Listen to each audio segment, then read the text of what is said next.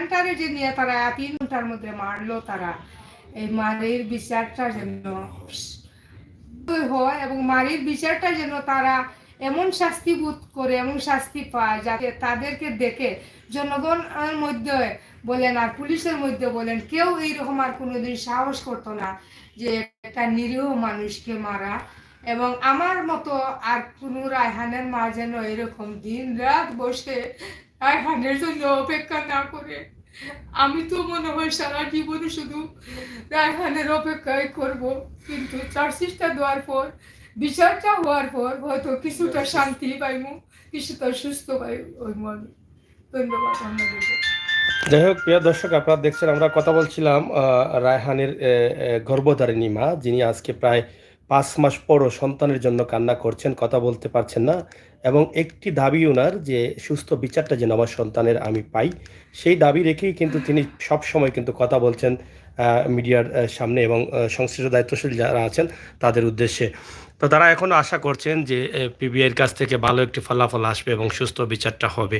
তা আমরা কথা বলবো, এখানে রায়হানের এক চাচা আছেন বসে, আমরা আপনার কাছ থেকে একটু জানতে চাই যে দীর্ঘদিন থেকে আপনারা এই মামলার সাথে আছেন এবং মামলার বিচারের অপেক্ষায় আছেন, এবং আপনি সেই দিন রায়হানের ফোন পেয়ে আপনিও গিয়েছিলেন ফাঁড়িতে।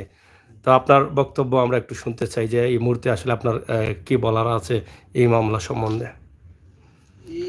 আমরা তো সবাই একটাই অপেক্ষার মধ্যে আছি যে চার্জশিট, এই চার্জশিট না পাওয়া পর্যন্ত, না দেখা পর্যন্ত আমরা তো কোনো একটা সিদ্ধান্ত নিতে পারছি না বা কোনো একটা পরামর্শও করতে পারছি না যে কি করব কি না। তাই এই চার্জশিটের অপেক্ষায় আছি। চার্জশিটটা আশা করছি এই সপ্তাহের মধ্যে দেওয়ার কথা ছিল পিবিআই। যদি চার্জশিটটা সুন্দরভাবে এবং সত্যি ঘটনাগুলা উদ্ঘাটন করে ওরা দেন, তাহলে বিচারকও বিচারটা করতেও সুবিধা হবে এবং আমরাও শান্তি পাবো। সিলেটবাসী এবং পুরা বাংলাদেশের দেশবাসী সবাই আমরা খুশি হব, আনন্দিত হব যদি ওই খুনিদের ফাঁসি হয়। ইনশাল্লাহ আমরা এই প্রত্যাশাই আছি যে খুনিদের ফাঁসি হবে, যারা এই রায়হানকে খুন করেছে এবং খুনিদের সাথে যারা জড়িত ছিল তাদেরও যেন বিচারটা হয়, এইটাই আমরা আশা করছি। ধন্যবাদ। বলবেন আর কিছু? না, আর এটাই যে সবাই আমাদেরকে সহযোগিতা করতেন, আমাদের সিলেটবাসী এবং পুরা বাংলাদেশবাসীকেই জানাই বা আপনারা মিডিয়া ভাইদেরকেও বলছি যে সবাই আপনারা আমাদের সহযোগিতা করবেন এবং চার্জশিট যেদিন দেওয়া হবে ওই দিন আপনারাও কোর্ট প্রাঙ্গণে থাকবেন, দেখবেন এবং জানতেও পারবেন কি হচ্ছে কি না। ধন্যবাদ। প্রিয় দর্শক, আমরা এখন কথা বলবো রায়হানের শ্বশুর, যিনি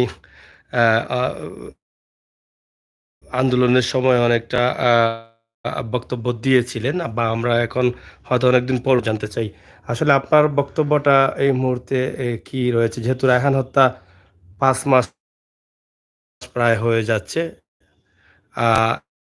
এখন মামলা অব্যাহত আছে। আপনার যদি মনের অনুভূতিটা বা বক্তব্যটা একটু বলেন। আসসালামু আলাইকুম রহমতুল্লাহ। ধন্যবাদ সিলেট ম্যাগাজিনকে, ধন্যবাদ সাগর ভাইকে, ধন্যবাদ সকল শ্রোতা ভাই বোনদের কাছে। আমরা দীর্ঘ 5 মাস যাবৎ একটা যেটা অপেক্ষায় আছি যে আমাদের যে রায়হানকে হত্যা করা হয়েছে নির্মমভাবে, বিনা দোষে তাকে এইভাবে নির্মমভাবে হত্যা করা হয়েছে, এই বেদনা নিয়ে আমরা দীর্ঘ সময় আমরা অতিবাহিত করতেছি, বড় কষ্টের মধ্যে আমরা সময়টা আমাদের অতিবাহিত হইতেছি। তো যাই হোক, এক পর্যায়ে পিবিআই সংস্থার মাধ্যমে যে তদন্ত হইতেছে, তদন্তটা শেষ পর্যায়ে আসিয়া চার্জশিটের সময় আসছে। আমরা শুনছি যে হয়তো সপ্তাহের ভিতরে চার্জশিট দেওয়া হবে। আর এই চার্জশিটের জন্য আমরা সবাই অপেক্ষমান, বিশেষ করে ওনার চাচা, ওনার বোন সহ আমরা সবাই, দেশবাসী সবাই। চার্জশিটটা সুষ্ঠুভাবে আসে তাইলে এটাই আমাদের সফলতা, এর দ্বারাই আমরা শান্তি পাব এবং এর পরবর্তীতে যদি বিচারটা সুষ্ঠুভাবে হয়, ন্যায্যভাবে যদি সুষ্ঠুভাবে তদন্তের মাধ্যমে বেরিয়ে আসা এই রিপোর্টের যে বিচারটা যদি সঠিকভাবে হয় তাহলে আমরাও শান্তি পাব এবং রায়হানের আত্মাও শান্তি পাবে, এবং রায়হানের যে মেয়ে আছে এই এতিম মেয়েটাও সে যখন বড় হবে তখন সে মনের মধ্যে সেও শান্তি পাবে যে আমার বাবার হত্যাকারীদের বিচার হয়েছে এই বাংলাদেশের মাটিতে। তো আমরা চাই যে সুষ্ঠু তদন্তের মাধ্যমে এই বিচারটা সুষ্ঠুভাবে হোক, এবং যারা এই এই হত্যাকাণ্ডের সাথে যারা জড়িত আছে তাদেরকে সর্বোচ্চ শাস্তি দেওয়া হোক, যাতে কোনো অবস্থায় তারা ছাড় না পায়, আর ভবিষ্যতে যাতে আর কারো মায়ের বুক এভাবে খালি না হয়, কারো ছেলে মেয়ে যাতে এইভাবে এতিম না হয়, এটাই আমাদের চাওয়া। এই বলে আমি আমার কথা শেষ করলাম। আসসালামু আলাইকুম, ধন্যবাদ। প্রিয় দর্শক, আমরা আছি রায়হানের পরিবারের সাথে, পরিবারের গার্জেন যারা আছেন তাদের কাছ থেকে আমরা বক্তব্য নিচ্ছি, এবং বিশেষ করে রায়হানের চাচা সেই প্রবাসে চলে যাবেন হিসাবে আমরা হয়তোবা আর সুযোগ পাচ্ছি না বা পাবো না। আমরা শেষবারের মতোই হয়তো আমাদের রায়হানের চাচার কাছ থেকে এই বক্তব্য নেওয়া হলো। তো আমরা আজকে আপনার কাছে জানতে চাই, আপনি দীর্ঘদিন ছিলেন দেশে, এবং রায়হান হত্যার মামলা নিয়ে আপনি মাননীয় পররাষ্ট্রমন্ত্রীর সাথে সাক্ষাৎ করেছেন, পুলিশ কর্মকর্তার দায়িত্বশীল যারা আছেন, কমিশনার মহোদয়, সুপার মহোদয়, তাদের সাথেও কিন্তু সাক্ষাৎ করেছেন। আসলে আপনি হয়তো 2-1 দিনের মধ্যে চলেও যাবেন। এখন আসলে শেষ মুহূর্তে দেশবাসীর উদ্দেশ্যে আপনার কি বক্তব্য? আসসালামু আলাইকুম। আমি সর্বপ্রথমে দেশবাসীর কাছে কৃতজ্ঞতা প্রকাশ করছি, বিশেষ করে আমার সিলেট অঞ্চলের যে মানুষগুলা অক্লান্ত পরিশ্রম করে এই রায়হান হত্যার ব্যাপারে তারা যে দৃঢ় এই গড়ে তুলেছিলেন, সংগ্রাম গড়ে তুলেছিলেন। এবং বিশেষ করে আমার ওয়ার্ডের কাউন্সিলর জনাব মুখলিসুর রহমান কামরান, সাবেক প্যানেল মেয়র, এবং আমার আরও আত্মীয় স্বজন যারা আছেন, আমার বাগনা শকত সহ আরও ইভেন আমার বারবার নির্বাচিত আমার মিসবাউদ্দিন সিরাজ ভাই, সাবেক পিপি সাংগঠনিক সম্পাদক এবং সাবেক পিপি, উনি জোরালোভাবে এই ব্যাপারে উনি আওয়াজ উঠাইছেন। এবং তারপরে আমি আবার ধন্যবাদ জানাবো আমাদের সিলেটের যে অভিভাবক জনাব আব্দুল মুমিন সাহেবকে।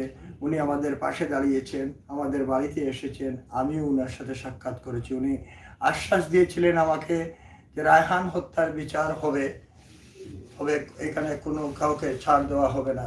উনি ক্যাবিনেট মিটিংয়ে উঠেছেন, প্রধানমন্ত্রী ওয়াকিফ হয়েছেন, এবং উনিও এই ব্যাপারে বলেছেন যে এই হত্যাকাণ্ডের বিচার হবে।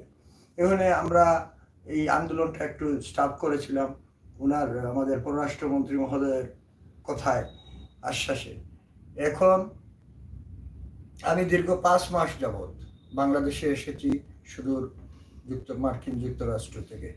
শুধু রায়হানের হত্যার ব্যাপারে ওই জিনিস এই চার্জশিটটা দেখে যাওয়ার ব্যাপারে আমি আশা করি পিবিআইয়ের কাছে, পিবিআই একটা ভালো পুলিশ ব্যবস্থা, ব্যুরো অফ ইনভেস্টিগেশন যারা, তারা চেষ্টা করতেছেন, অক্লান্ত পরিশ্রম করেছেন রায়হানের মূল খুনিদেরকে ধরার জন্য, এবং ধরেছেন, এবং তাদেরকে দৃষ্টান্তমূলক শাস্তি দেওয়ার জন্য চেষ্টা অব্যাহত রেখেছেন।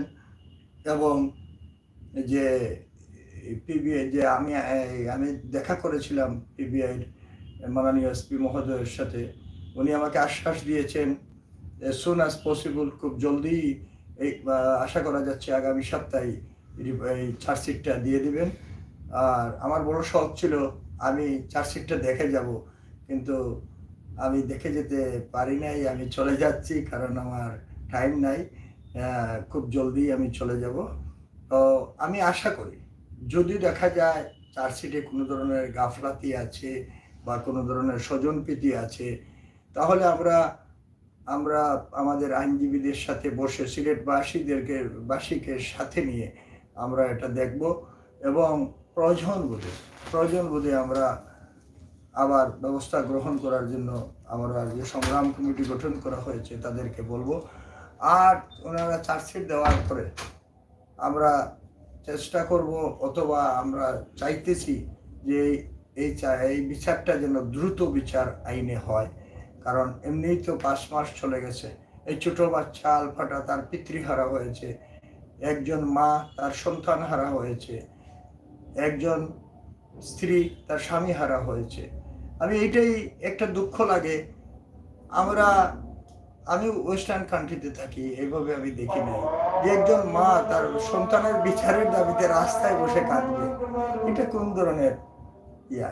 তো যাকে এর পরিশেষে এইটাই বলবো, যেন বিচারটা সুন্দর হয়, ভালো হয়, এবং আমরা যেন ন্যায় বিচার পাই এবং খুনিদের ফাঁসি যেন হয়। থ্যাংক ইউ সাগর। ধন্যবাদ আপনাকে। প্রিয় দর্শক, শেষ করে নিচ্ছি। পবিত্র মাগরিবের আজান হচ্ছে। আপনারা হয়তো এই বিষয়টা জানলেন যে রায়হানের হত্যা মামলার অবস্থা এবং পরিস্থিতি কি। বিশেষ করে রায়হানের চাচা প্রবাসে যাচ্ছেন এবং আপনারা সবাই দোয়া করবেন উনি যেন সুস্থ সুন্দরভাবে ওনার কর্মস্থলে পৌঁছাতে পারেন। সেই প্রত্যাশা আশা রেখে আমরা বিদায় নিচ্ছি। সবাই ভালো থাকুন, সুস্থ থাকুন, নিরাপদ রাখুন। আল্লাহ হাফেজ।